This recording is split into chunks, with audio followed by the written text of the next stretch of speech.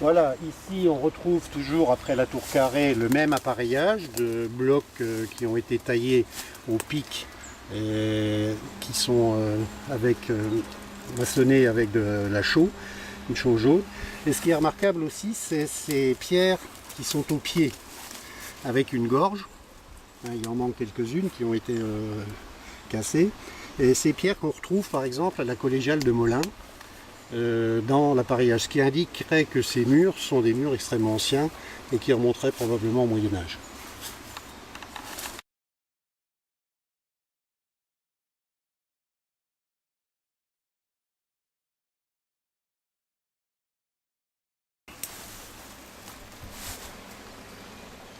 Un petit orifice de latrine, qui n'est pas aussi spectaculaire, et qui devait servir à un bâtiment qui était au-dessus. D'ailleurs, on voit ici qu'il y avait une petite fenêtre, mais à l'heure actuelle, sur cette partie de la haute cour, il n'y a plus de bâtiment du tout.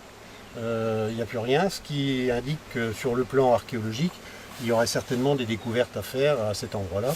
Mais comme rien ne menace ces vestiges, il reste pour l'instant à dormir et sous les pieds des visiteurs du château.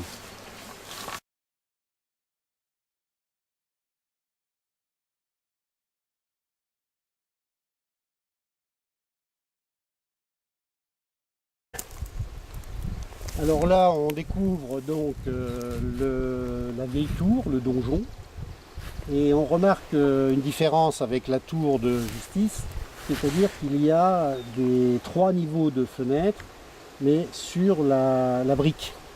Et il y a un niveau de pierre bleue, mais qui est seulement tout en bas.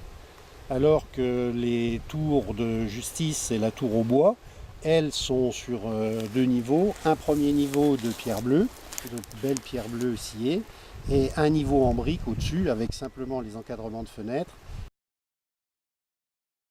qui étaient en pierre bleue avec des bossages pour décorer sur les côtés, ce qui donne un relief.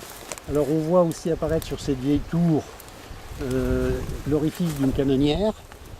Alors cette vieille tour, elle doit remonter à l'époque au début du XVIe siècle, à l'époque où le château d'Hierges est sous la domination de la famille de Corse-Varème, à qui la seigneurie d'Hierges a été donnée, à la suite d'une dette qu'avaient contractée les Jauches entre 1390, d'une dette de 300 florins ou 380 florins d'or du Rhin par an, et que les Jauches de Hierges avaient été incapables de rembourser.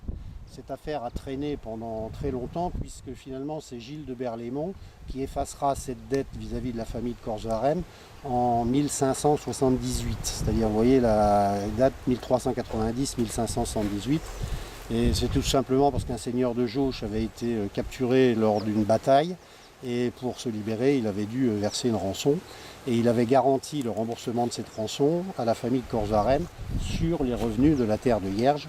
Les Jauches avaient payé les intérêts annuellement, mais avaient été incapables de rembourser le capital.